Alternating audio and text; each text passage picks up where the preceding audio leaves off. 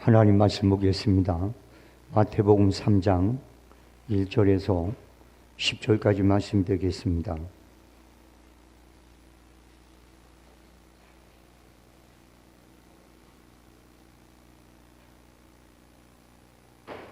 마태복음 3장 1절에서 10절입니다. 제가 한 절이고 여러분이 한 절이고 교독식으로 말씀 읽겠습니다. 그때 세례 요한이 이르러 유대 광야에서 전파하여 말하되 그는 선지자 이사야를 통하여 말씀하신 자라. 일러스되 광야에 외치는 자의 소리가 있어 이르되 너희는 주의 길을 준비하라. 그가 오실 길을 곧게 하라 하였느니라.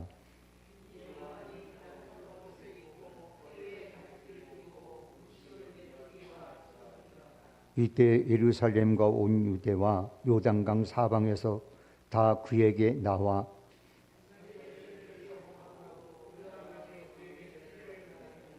요한이 많은 바리새인들과 사두개인들이 세례 베푸는 데로 오는 곳을 보고 이르되 독사의 자식들아, 누가 너희를 가르쳐 임박한 진노를 피하라 하더냐. 속으로 아브라함이 우리 조상이라 생각하지 말라. 내가 너에게 이르노니 하나님이 능히 이 돌들로도 아브라함의 자손이 되게 하시리라.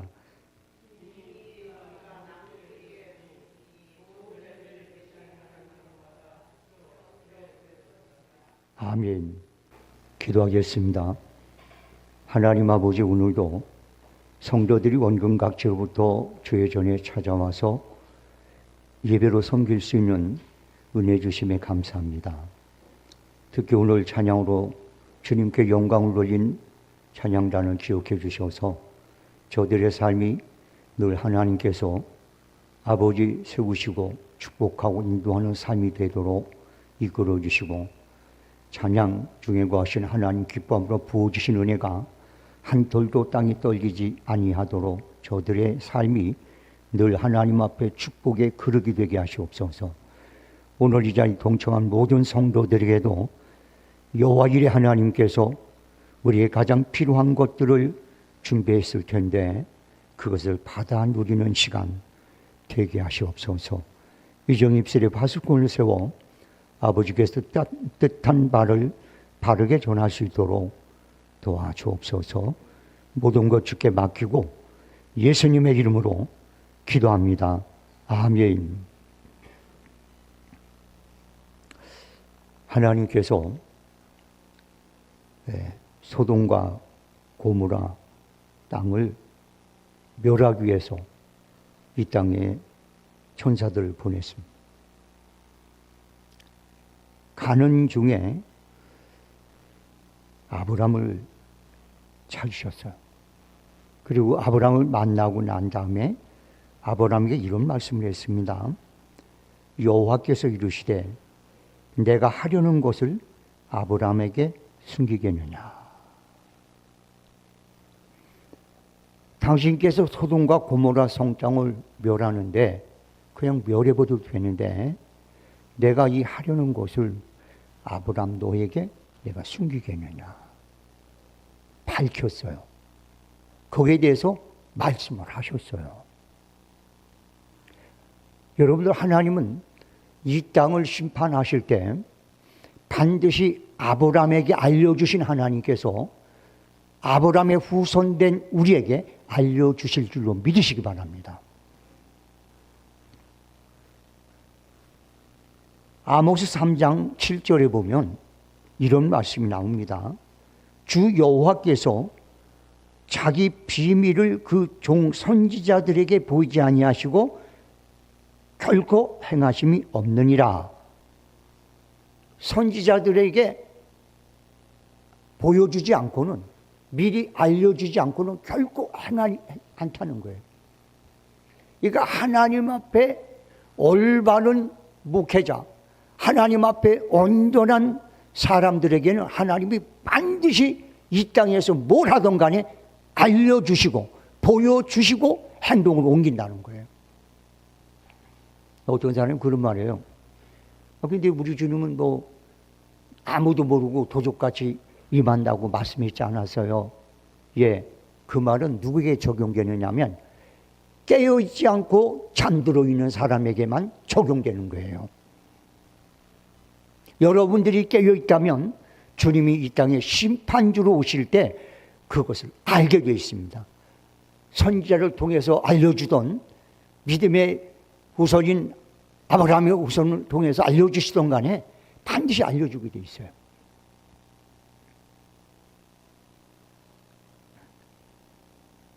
여러분들 니느웨 성을 하나님께서 멸하기로 작정하세요. 그런데 그냥 멸해버리면 되잖아요. 그런데 말이죠, 요나를 찾아오셔서 요나에게 내가 그 성을 멸하려고 한다. 그러니까 네가 가서 외쳐라. 그랬어요. 그래서 요나는 그 말을 듣고 결국엔 뭐 이런저런 일이 있었지만 그 성에 가서 사흘 후에는 하나님이 이 땅을 심판한다 외쳤거든요. 그런데 그들이 회개하는 바람에 하나님께서 심판하는 것을 유보시켰어요. 여러분, 하나님은요 결코 이 세상에 믿는 사람이든 믿지 않는 사람이든 악인이든 선이든 간에 멸하는 것을 원치 아니하세요. 그런데 기회를 주시기 위해서 하나님 아브라함에게도 알려주시고 아모스 선지자 같은 사람에게도 알려주시고 요나와 같은 선지자에게 알려주셔서 하나님의 심판을 미리 선포하게 하는, 그래서 그에게 길을 여는 그런 은혜를 허락해 주십니다. 오늘날 많은 사람들이 말세다 그렇게 말해요. 진짜 성경을 보면 우리 주님께서 말씀하신 그러한 일들이 곳곳에서 심심치 않게 일어나고 있어요. 이럴 때 우리는 2000년 전에 이미 이 땅에 오신 예수님을 위해서 그 길을 준비했던 세례 요한의 모습을 살펴보면서 또 한 번 이 땅에 오실 예수님의 그 길을 우리가 어떻게 준비를 해야 될까? 이 부분을 여러분 같이 함께 나누고 싶어서 이 마태복음을 제가 오늘 몇 주 전서부터 계속해서 이제 나가면서 공부를 하게 되는데 그 부분에 포커스를 맞춰놓고 여러분 같이 말씀을 나누려고 합니다. 여러분들, 우리 주님께서는 2000년 전에 이제 죽었다가 부활하시고 난 후에 하늘로 올라가시면서 사도행전 1장 11절에 이런 말씀을 했어요. 이르시되 갈릴리 사람들아 어찌하여 서서 하늘을 쳐다보느냐, 너희 가운데서 하늘로 올려진 이 예수는 하늘로 가신 본 그대로 오시리라 하시니라. 이렇게 얘기해요. 구름 타고 올라가신 주님께서는 그대로 오신다고 그래요. 여러분, 이 구절을 우리가 잊어버리면 안 돼요. 저는 여러분들에게 이런 말씀을 드리고 싶어요. 이 땅에 호적이 있는 사람이 내가 재림주다, 내가 심판주다, 이렇게 얘기하는 이단이 나오면 그건 무시해도 됩니다. 우리 주님께서는 우리에게 알려주셨어요. 간 그대로 온다. 할렐루야. 구름 타고 온다는 거예요. 그러니까 여러분들 지금 이단들 중에 내가 예수다고 내가 재림주라고 하는 사람들이 속속히 지금 나오고 있어요. 그들이 뭔 짓을 하든 간에 여러분들은 절대적으로 유혹에 넘어가지 않게 바랍니다. 할렐루야. 그래서 우리 주님께서 그런 말씀 다 하셨어요. 주님이 오실 때에는 두 사람이 잠을 자는데 한 사람 데려감을 당하고 한 사람 놔둠을 당했다. 또 두 사람이 맷돌을 하고 있는데 한 사람은 놔둠을 당하고 하나는 데려감을 당했다. 또 두 사람이 밭에 가서 일을 하는데 한 사람은 데려감을 당하고 한 사람은 놔둠. 이거는 이제 항상 뭐냐면 반반이라는 얘기예요. 지금 여러분이 구원받을 수도 있고 여러분하고 제가 지금 주님이 오실 때 우리가 주님 앞에 들림받을 수도 있고 노임받을 수 있는 항상 그런 기로에 서 있는 거예요. 그들 또 한 가지는 뭐냐면 이 주님께서 얘기한 말씀은 이 얘기예요.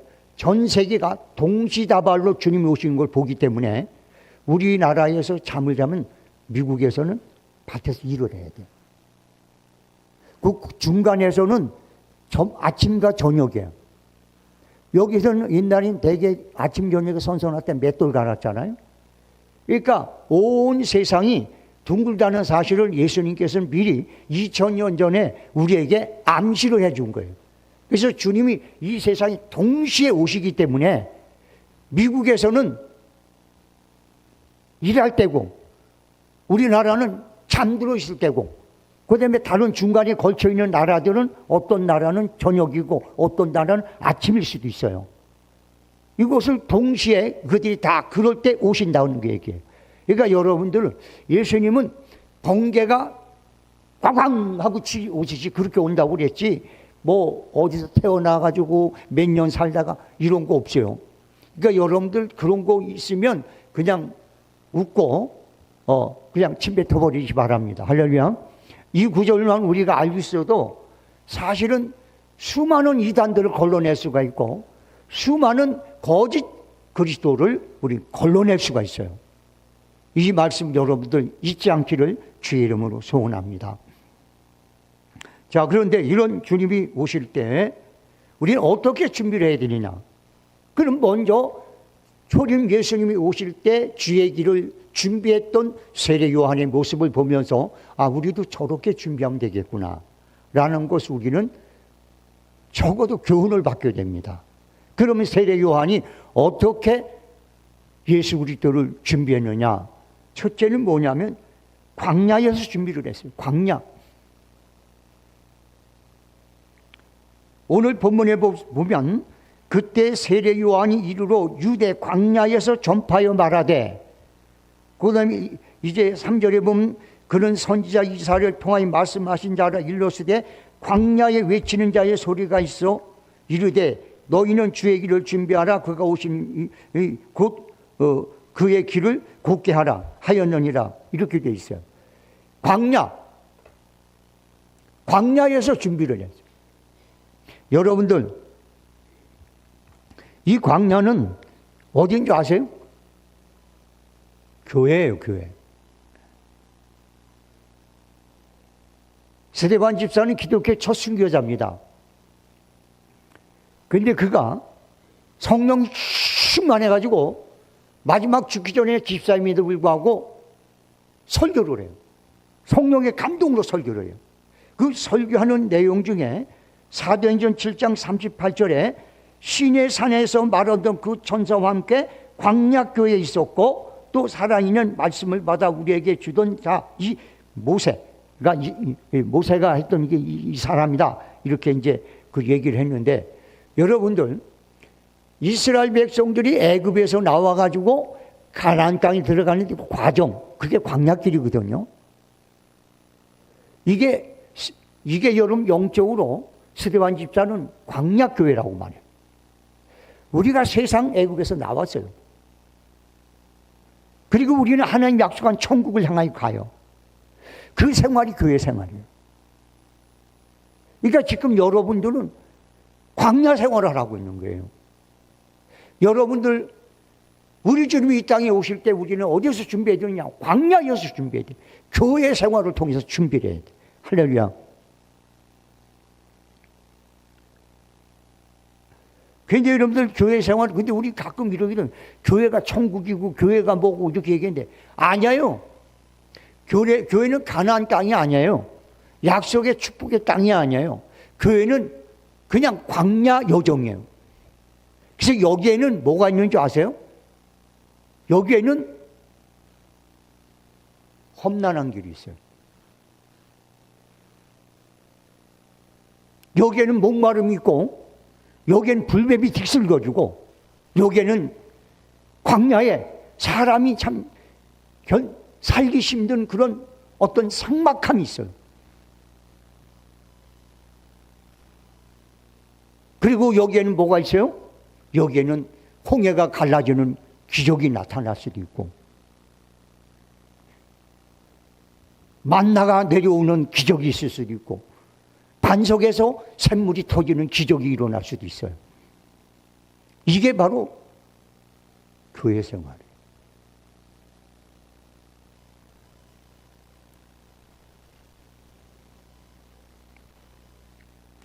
그래서 이 교회 생활은 하나님께서 밤에는 불기둥으로, 낮에는 구름 기둥으로 그렇게 그들 인도했듯이 성령을 통해서 우리를 인도하는 줄로 믿으시기 바랍니다.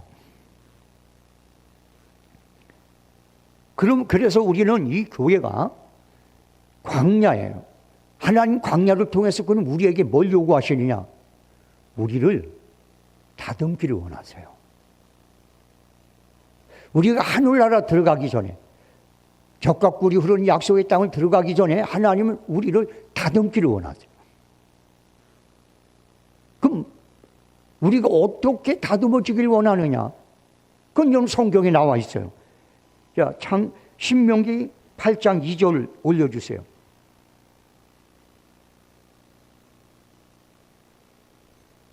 신명기 8장 2절. 자, 한번 여러분들 읽습니다.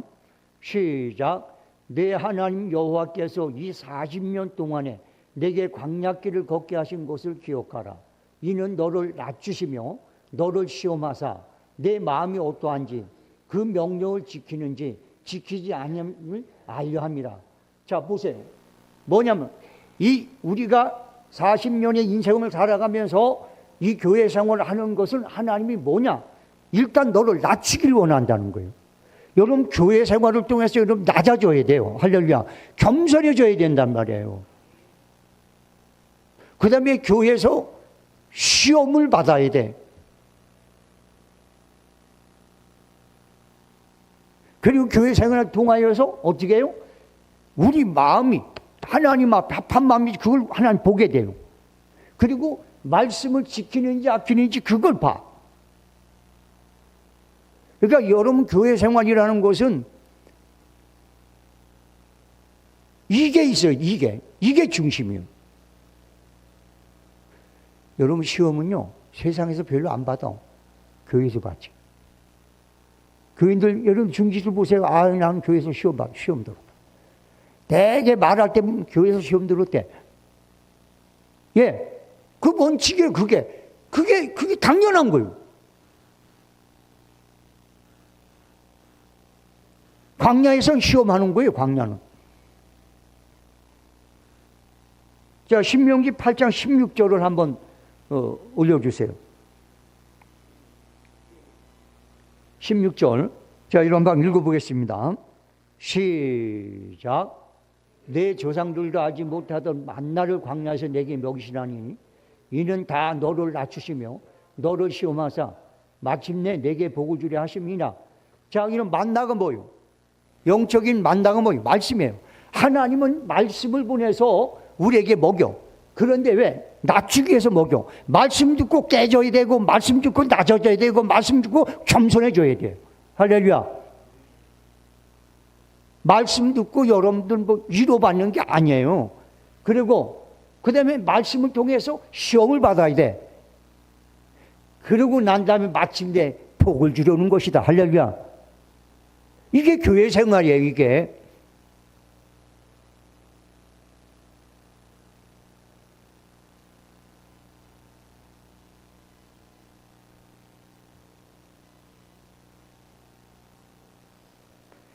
영적 광야인 교회에서 하나님께서 만나 말씀을 먹이면서 그 길을 인도하는 것은 하나님은 낮추고 시험하여서 마침내 복을 받는 사람으로 만들기 위해서, 천국 백성 만들기 위해서 광야길을 가게 하시고 여기서 천국을 준비하도록 하시는 거예요.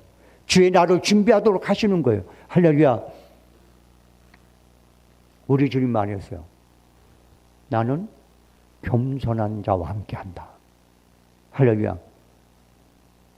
신앙생활 10년을 했는데도 겸손해지지 않고 머리 빳빳이 들고 그리고 이제 지잘났다고 그러는 사람은 이 사람은 내가 봤을 땐 10년이면 강산이 변해야 되는데 모 신학교에서 신학생 하나가 있었는데 아주 이게 잘난 체를 얼마나 하고 비슷한지 몰라. 교수들한테 막 그냥 어렵게 질문하고 그런 놈이야. 근데 이놈이 한번 아주 굉장히 인격 있고 훌륭한 분이 교수님이 강의를 하는데, 교수님, 나는 하나님 만나고 싶은데요. 그때 그 교수님이 이렇게 얘기했습니다. 자네 정도가 하나님 만나려면 갈빗대를 한 3대 부러져야 되냐. 그냥은 안 된다는 거야. 반은 죽었다 살아나야 만난다는 거야. 왜? 교만하기 때문에. 혹시 여러분들 교만한 사람이 하나님 만나면 어떻게 되는지 알죠? 네, 죽었다 살아야 돼요. 혹시 이 목사님이 또 제 설교를 나중에 들을지 모르는데 제가 알고 또 목사님 계세요. 옛날에 총에 막 서기도 하시고 그러기 때문에 그래서 굉장히 총에서 어떤 위치에 있던 분인데, 그런데 이분이 총에 그러다 총무를 하다 보니까 정치하는 목사님들, 어른 목사님들하고 친하다 보니까 이게 신앙보다는 정치적으로 하는 거예요. 그래서 그때는 제가 이 목사님을 별로 이렇게 가까이 안 했어요. 그런데 이분이 총무를 그만두시고 그리고 이제 어느 정도 시간이 지나고 나이 먹은 다음에 2번을 죽을 뻔했어요. 진짜 하늘나라 갈 뻔했어요. 그래서 어떤 분이 농담 삼아 그런 얘기했어요. 이야, 진짜 하나님 앞에 갈 뻔했는데 그거 아쉽다. 그런 말 한 목사님도 있어요. 근데 이분이 2번을 죽음하고 난 다음에 확 변했어요. 확 변해가지고 아침마다 저한테 문자를 넣을 때 꼭 말씀을 줘요. 그리고 전화를 딱 하면 할렐루야. 그리고 말끝마다 뭐라고 얘기하냐. 아유, 주님의 은혜지 뭐. 그렇지 않아? 이래요. 그래서 제가 속으로 저 못쓰게 된 양반도 2번 정도 죽었다 살아나니까 저렇게 변하는구나. 여러분들에게 제가 농담 반 진담 반에 말씀 통해서 깨지고 겸손해질래요? 아니면 갈빗대 서너 때 부러지고 난 다음에 겸손해질래요? 선택해 보세요. 아니면 한 2번 죽었다 살아나서 변할래요? 만나를 통해서 하나님 우리를 낮추시거든요. 할렐루야.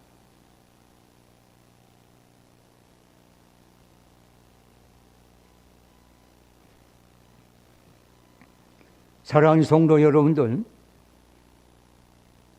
믿음의 조상 아브라함, 이삭, 야곱도 광야 생활을 통하여 믿음의 조상으로 연단을 받고 세움을 받았어요. 모세도 광야에서 40년간의 연단을 통하여 사역을 준비합니다. 다윗도 광야에서 연단을 받았습니다. 예수님도 광야에서 시험 받으며 연단을 받으셨습니다. 세례 요한도 마찬가지입니다. 아예 세례 요한은 광야에서 살았습니다. 사랑하는 성도 여러분들, 분명히 주님은 이 땅에 오십니다. 재림주로 오십니다. 이젠 심판주로 오십니다. 그 주님은 비록 사역은 다르지만 처음에는 구원하게 오셨고 두 번째는 심판하러 오시지만 그분은 원래 한 분입니다. 그렇기 때문에 이 땅에 구원주로 오시는 예수님을 맞이했던 그 맞이하는 자세도 똑같은 거고, 그리고 심판주로 오시는 주님을 맞이하는 자세도 우리는 같아야 됩니다. 성도 여러분들, 광야교회에서, 영적 광야에서 만나를 먹어가며 자기를 낮추고 성령의 인도를 받으며 시험을 이겨가면서 여러분들 주님을 준비하는 저와 여러분이 되기를 주의 이름으로 소원합니다. 그 다음에 두 번째, 세례 요한은 세상 화려함과 쾌락을 초월한 사람이었습니다. 예수 믿는 사람이 예수 잘 믿고 세상의 부귀영화를 누리고 예수 잘 믿고 세상에서 잘 먹고 잘 살고 그리고 부자가 돼서 떵떵거리며 사는 것이 목적이라면 그 사람은 세례 요한과는 전혀 방향이 다른 사람입니다. 우리 주님은 얘기했잖아요. 넓고 평탄하고 모든 사람이 가기를 원하는 그 길은 사망의 길이고, 좁고 협착하고 가는 사람이 적은 길, 그 길은 구원의 길이라고 그랬어요. 그게 광야길이에요. 그게 세상의 풍요로움과 화려함을 초월하는 길이에요.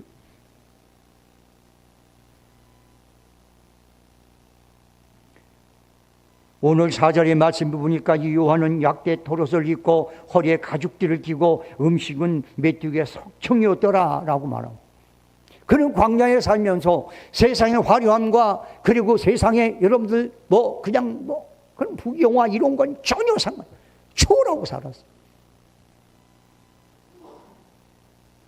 그래서 예수님도 세례 요한에서 이렇게 얘기했습니다. 마태복음 11장 8절이죠. 저희가 떠나며 예수께서 무리에게 요한에 대하여 말씀하시되 너희가 무엇을 보려고 광야에 나갔더냐? 바람이 흔들리는 갈대냐? 그러면 너희가 무엇을 보려고 나갔더냐? 부드러운 옷을 입은 사람이냐? 부드러운 옷을 입은 자는 왕궁에 있느니라. 세례 요한은 세상의 부드러움과 화려함과 이런 걸 초월한 사람이에요. 저는 지금 결코 그리스도인들은 세상에서 노숙자처럼 초라하게 가난하게 살아야 된다는 말을 하려는 것은 절대 아닙니다. 세상의 화려함을 따라가다가 하늘의 상을 잃어버리는 자가 되지 말라는 것입니다. 외적인 것, 사람의 눈에 좋아하는 것, 세상 사람들도 바라는 것, 이것 쫓아가다가 영생을 잊지 말라는 겁니다. 요한은 외모가 아니라 자신의 옳은 길을 가고 있다는 자신감으로 옷을 입은 사람입니다. 그러므로 그는 누구 앞에서도 당당했습니다.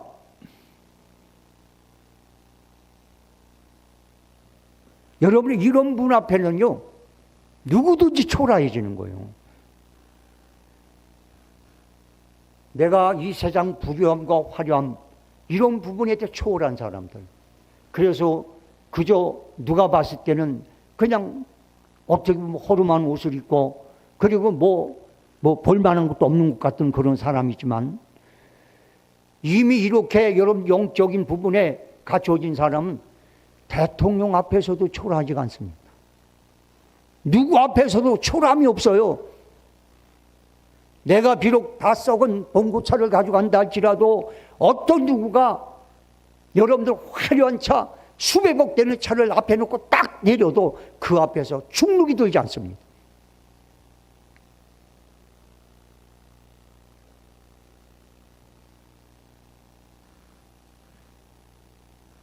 오히려 이런 분 앞에서는 누구도 자신이 초라함을 느끼게 돼 있죠. 세상 모든 것을 누리고 가진 사람들도 때로는 스스로 매우 작아 보이고 초라해 보일 때가 있는데, 그것은 바로 세례요한같이 세상의 모든 것을 초월한 확고한 그런 사명감에 사로잡힌 사람들 앞입니다. 시랍에 디오게네스라는 철학자가 있어요. 당시 그는 가장 많은 지식과 덕망을 지닌 그런 분이었습니다. 그런데 그는 바가지 하나와 물병 하나를 달랑 들고 다니고 큰 나무 구멍에서 거처를 삼고 거지처럼, 여수자처럼 살고 있었습니다. 하루는 알렉산더 대왕이 그를 찾아왔어요. 세계를 정복한 대왕. 마침 그가 양지 바른 곳에서 쭈그리고 앉아가지고 자기 옷에 벼르기를 잡고 있었어요. 그런데 알렉산더 대왕이 딱 앞에 딱 섰습니다. 그리고 이렇게 말합니다. 모두의 스승이신 디오게네스요, 당신이 저의 선생님이 되신다면 어떤 부탁도 제가 들어드리겠습니다. 내 모든 걸 걸고 당신을 섬기겠습니다. 말씀만 하십시오. 그랬더니 그때 디오게네스가 벼룩을 잡다 말고 쳐다보고 이렇게 말했습니다. 부탁이 하나 있어. 무엇입니까? 당신의 큰 덩치가 내게 비치는 햇빛을 가지고 있으니 좀 비켜주시오. 그게 부탁이요. 그 부탁을 들은 알렉산더 대왕은 자신의 초람을 쥐고 자신의 왕궁으로 돌아갔습니다. 세계를 정복하고 모든 사람 부름의 대상이 됐고 만왕의 왕이 됐던 알렉산더 왕은 디오게네스라는 아주 초라한 옷을 입고 그리고 햇볕 앞에서 벼룩을 잡던 그 성인 앞에서 초라해서 돌아갑니다. 디오게네스는 알렉산더 왕 대왕 앞에서 결코 초라하지 않았습니다. 오히려 알렉산더 대왕이 초라하였습니다. 세례 요한은 이런 분이었습니다. 광야로 요한을 찾아왔던 많은 부자들도 세리들도 군인들도 바리새인도 사두개인들도 권력자도 심지어 헤롯 왕조차도 세례 요한 앞에서는 초라했습니다. 우리 주님은 세례 요한 이렇게 여자가 낳은 자 중에 가장 큰 자다. 어느 누구도 세례 요한을 초라하게 만들 수가 없었어요.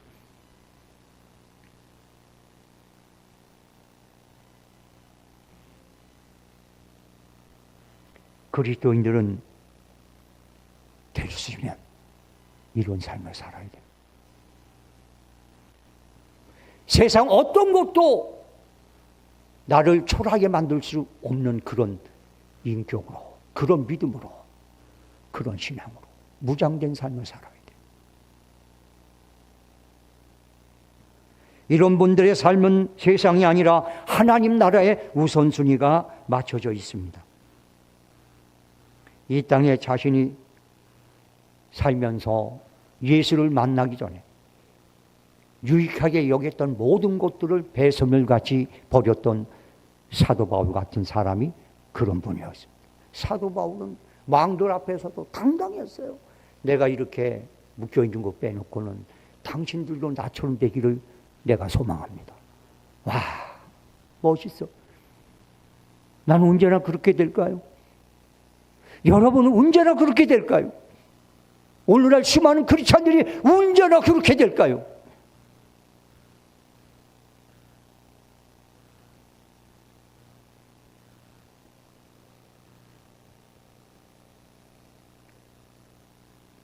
사도 바울은 이런 고백을 했죠. 고린도전서 10장 23절입니다. 모든 것은 가하나 모든 것은 유익한 것이 아니요 모든 것은 가하나 모든 것이 덕을 세운 것이 아니다. 이 말이 무슨 말이냐면 얼마든지 자기는 이 세상에 모든 걸 할 수 있어. 그렇지만 그리스도를 섬기고 하늘의 백성으로 살아가는 데 있어서 유익이 되고 덕이 되지 않는 것은 쳐다보지도 않아.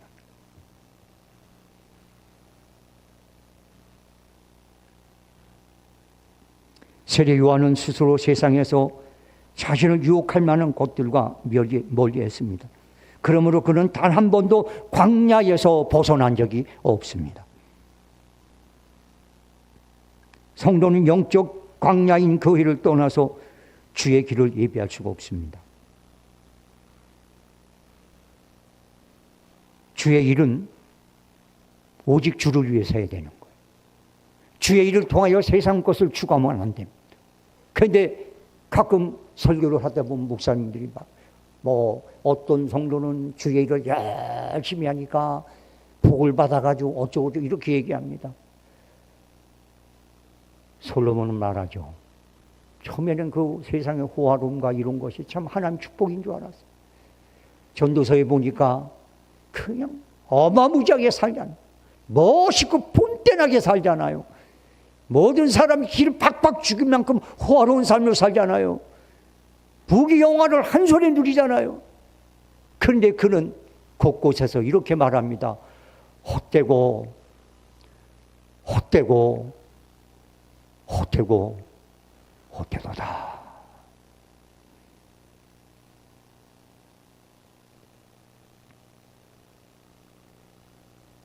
세상의 풍요로움과 이익을 바라보고 하는 사역은 주님 앞에 아름다운 것은 아닙니다. 그래서 우리는 주의 일을 하다가 대접하지 않아도 우리는 실망하지 않습니다. 주의 일을 하다가 내 삶이 다른 사람이 봤을 때 초라해 보여도 절대 우리는 그것 때문에 슬퍼하지 않습니다.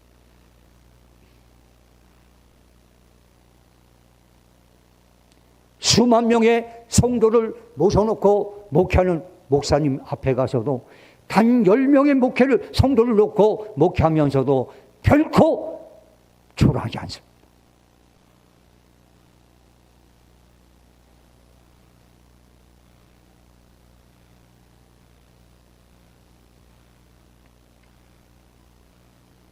먼저 그 나라와 그 일을 구하는 삶이 바로 세례 요한의 삶이었습니다. 세상에 맞들린 사람들은 온전히 주를 섬길 수도 없고 주의 길을 준비할 수도 없습니다. 세상과 복된 것은 하나님과 원수되는 것이기 때문입니다. 세상 것에 빠져 하늘의 소망을 흐리게 하는 그런 모든 것은 우리가 원수로 생각하고 대적해야 됩니다. 그래도 하나님께서는 내 영혼이 잘된 것만큼 내가 이 세상 것 선물로 주겠다고 말이에요. 하나님은 결국 우리에게 가난하게 살려고 한 게 아니에요. 네가 초월한 만큼, 그래서 뭘 주더라도 그것 때문에 세상에 빠지지 않고 유혹에 빠지지 않고 하늘의 소망이 흐트러지지 않는다면 이 세상에 필요한 거 다 주겠다고 합니다. 그런 분이 누구였죠? 다윗이었어요.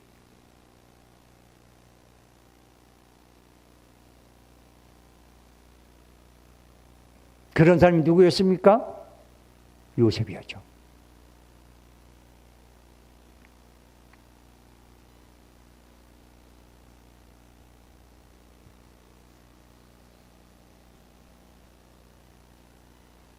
사랑하는 성도 여러분들, 세상의 화려함과 유혹 앞에서 하늘의 소망을 가지고 초연해지기를 주의 이름으로 소원합니다. 그 다음 마지막 세 번째입니다. 세례 요한은 회개를 강조한 사람이에요.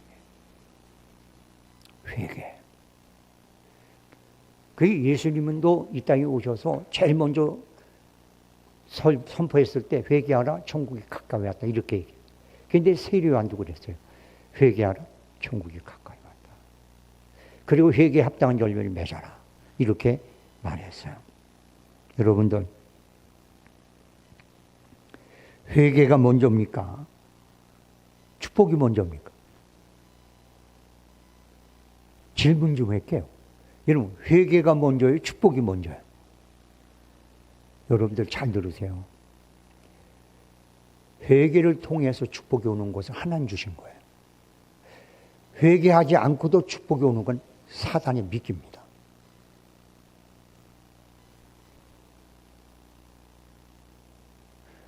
하나님은 천국은 죄가 없는, 죄가 작은 사람, 죄가 적게 진 사람이 가는 게 아니에요. 지옥은 죄가 많은 사람이 가는 게 아니에요. 천국은 죄가 없는 사람이 가는 거고, 지옥은 죄가 요만큼을 해서 다 가는 게 지옥이에요. 여기에 대해서 여러분들 갈라지는 게 문제죠. 회개입니다. 예수 그리스도의 보혈을 믿고 회개하여 죄가 싹 사함을 받는 사람은 잘났던 못났던 다 천국이야. 할렐루야. 그런데 지가 아무리 대단하다 할지라도 회개하지 않으면, 요만한 죄력이 있으면 그 사람은 지옥이에요.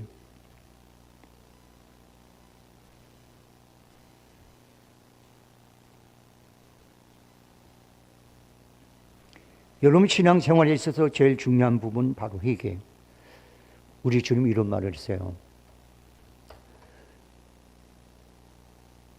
한 사람이 회개하고 돌아오면 천국에서 잔치가 열리느니라. 할렐루야. 여러분이 성수배들께 아무개 안수집사가 대통령 됐어. 그래서 하나님께 영광을 돌렸네.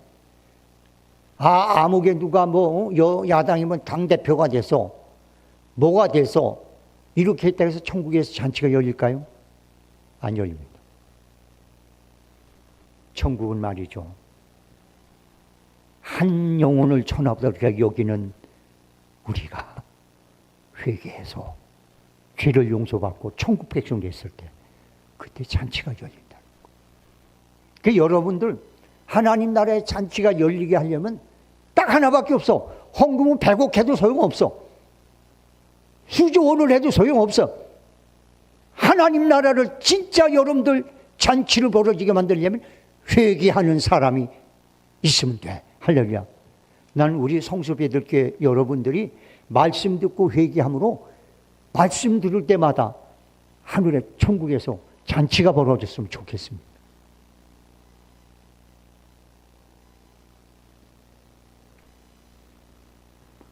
베드로후서 3장 8절로 9절의 말씀 읽어드립니다. 사랑하는 자들아, 주께서는 하루가 천년 같고 천년이 하루 같다는 이 한 가지를 잊지 말라.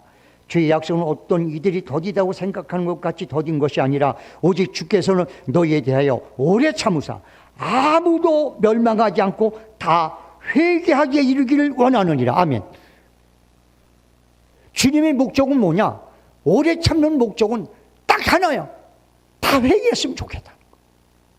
왜? 회개하면 다 구원받으니까. 할렐루야. 그게 목적이에요.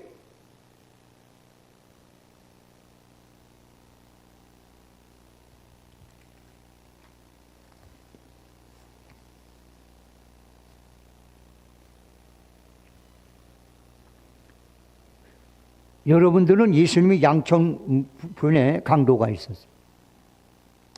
그 강도가 하나는 돌아다니 놔두면 죽어요. 이 사람들은 뭐 이렇게 뭐 희망이 없는 사람, 그냥 이제 달려있으니까 이제 죽게 돼 있어요. 그러니까 이런 사람 뭐 거기서 뭐 착한 일 할 것도 없어요. 뭘 어떻게 무슨 방법이 없어요. 그냥 죽는 거예요. 그런데 거기서 딱 갈라졌어요. 한 사람은 지옥 갔고 한 사람은 낙원에 갔어요. 똑같은 산인 강도인데 이 사람은 뭐냐? 자기 죄를 인정하고 주님 앞에 자기를 기억해달라고. 그거 하나밖에 없었어요. 회개하고 죄를 인정하고 회개한 것밖에 없어요. 그는 천국 가서. 그런데 이 사람은 끝까지 회개를 안 했어. 그리고 뭐라고 하는지 아세요? 당신이 그리스도면 당신도 구해보고 나도 구해봐라. 구해달라고 같은 얘기를 했는데 이 사람은 자기 죄를 끝까지 인정 안 하고 구해라. 봐라. 너 구해봐. 네가 그리스도면 나 좀 구해보고 너도 구해봐. 이렇게 말했고, 한천 강도는 너와 나는 이렇게 죽어 당연한 죄인이야 이놈아. 그런데 저분이 무슨 죄가 있냐? 주여, 당신의 나라 임할 때 나를 구해주소서. 기억하소서. 할렐루야. 회개가 문제. 회개가. 회개 없이 구원 안 돼요.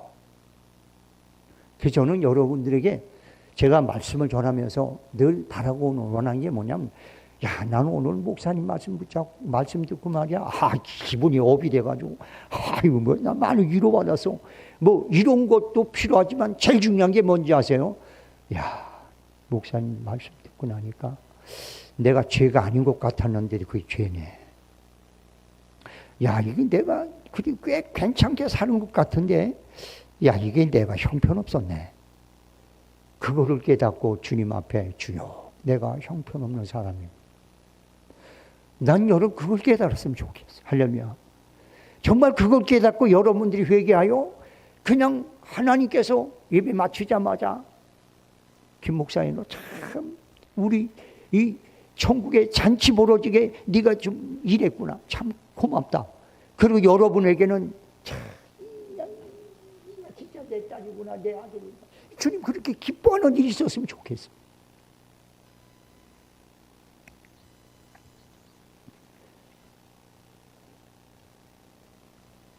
선악과가 뭔지 아세요?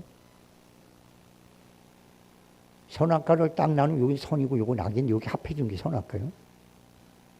우리가요, 신앙생활 하면서 잘 들어보세요. 잘 들으세요. 아니, 사람이 살다 보면 뭐 선한 일을 하고 악한 일을 하고 모르지 뭐. 그냥 우리가 선한 일도 하고 악한 일을 하고 뭐 그런 거지 뭐. 그리고 그걸 삶을 통해서 그냥 양식좀 먹고 살면 그 사람이 바로 하나님 앞에 쫓겨날 사람이에요. 그래서 선과 악은 하나가 될 수가 없어. 근데 선악과예요. 여러분들 악과 선은 하나가 될 수 없고 베리알과 예수님 하나가 될 수가 없어. 딱 잘라야 돼. 그래서 내가 죄를 지면 회개하는 것밖에 없고. 할렐루야. 선악과가 뭔데 여러분들? 선악과는 선과 악을 그냥 함께 해서 자기 생활에 적용시키는 거예요. 사람이 살다 보면 선할 수도 있고 악할 수도 있고 뭐 그런 거지 뭐. 이렇게 사는 게 선악과 따먹은 거예요.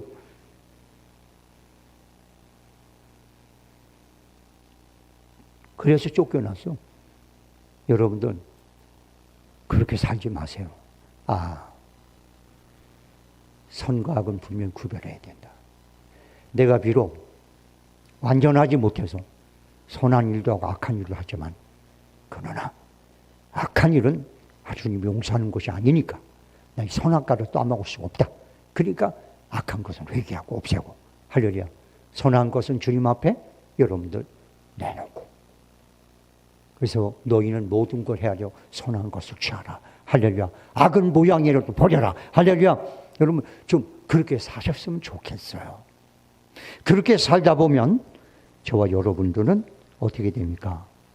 세례요한처럼 재림주로 오시는 예수님을 예비하고 준비하는 삶을 살게 되는 것입니다. 성도 여러분들 이제 결론을 냅니다. 영적 광야인 교회에서 주님을 준비하십시오. 두 번째, 여러분들 세상의 호화로움과 그리고 다른 사람이 좋아하는 그런 것들이 앞에서 초라해지지 말고 그것을 능가할 만한 믿음과 하늘의 소망을 가지고 여러분 무장하십시오. 세 번째는 죄를 용납하지 마시고 회개하시고 늘 선악과를 따먹지 말고 선에 속한 사람이 되어서 주님 오실 때 잘했다 칭찬받는 저와 여러분이 되기를 주의 이름으로 소원합니다. 기도하겠습니다. 하나님 아버지 고맙습니다. 감사합니다. 이 어리석고 연약하고 못난 종이지만 오늘도 주의 말씀을 붙잡고 성도들 같이 말씀을 나눴습니다. 이 말씀이 한 귀로 듣고 한 귀로 흐르지 않게 하시고 이 말씀을 붙잡고 성도들의 삶이 오늘보다 내일이 내일보다 모레가 올해보다 내년이 더욱더 하나님과 가까워지고 장성한 분량의 믿음을 갖는 그런 성도들이 되도록 축복해 주시옵소서. 모든 것 주께 맡기고 예수님의 이름으로 기도합나이다. 아멘. 기도하겠습니다. 몸이 불편한 분들은 아픈 부위에 손 얹어 주시고 마음속에 선한 소원을 품고 계신 분들은 가슴에 손을 포개 놓으시기 바랍니다. 하나님, 예수님께서는 문둥병자가 주님 앞에 서서 주여 원하시면 내 병을 깨끗하게 하실 수 있습니다 라고 말했을 때 주저하지 않고 즉시 말하기를 내가 원한다 이렇게 말했습니다. 하나님은 치유의 하나님이고 예수님은 그 말씀을 이루기 위해서 이 땅에 오셔서 채찍으로 죽도록 맞으셨습니다. 우리의 치유를 위해서입니다. 하나님, 오늘 주의 이름을 명령할 때 성도들이 치유를 받음으로 주님께서 채찍으로 죽도록 맞으신 그 수고가 헛되지 않도록 은혜를 더하여 주시옵소서. 내가 주 예수 그리스도의 이름으로 명하노니 몸이 영육간에 불편한 성도들은 예수의 이름으로 치유되는 역사가 일어날지어다. 예수를 명하노니 저주야 떠나갈지어다. 고통의 원인이 사라져라. 영육간에 강건해지고 면역력이 회복되고 온전해지는 역사가 예수의 이름으로 일어날지어다. 내가 예수를 명하노니 선한 소원을 가로막는 모든 것은 지금 주의 이름으로 결박받고 빠져나갈지어다. 예수의 이름으로 명하노니 선한 소원이 성취되고 이루어지는 역사가 일어날지어다. 예수의 이름으로 회복이 되라. 지금은 우리 주 예수 그리스도의 은혜와 하나님 아버지 극진하신 사랑과 성령님의 가마 감동 교통 역사 내주 인도하심이 오늘 이 자리에 모인 성도들과 그들의 가족과 아는 사업과 직장과 심지어 더불어 이웃하며 살아가는 사람들과 이 나라와 이 민족과 이 땅 위에 지금서부터 영원토록 함께 있을지어다. 아멘.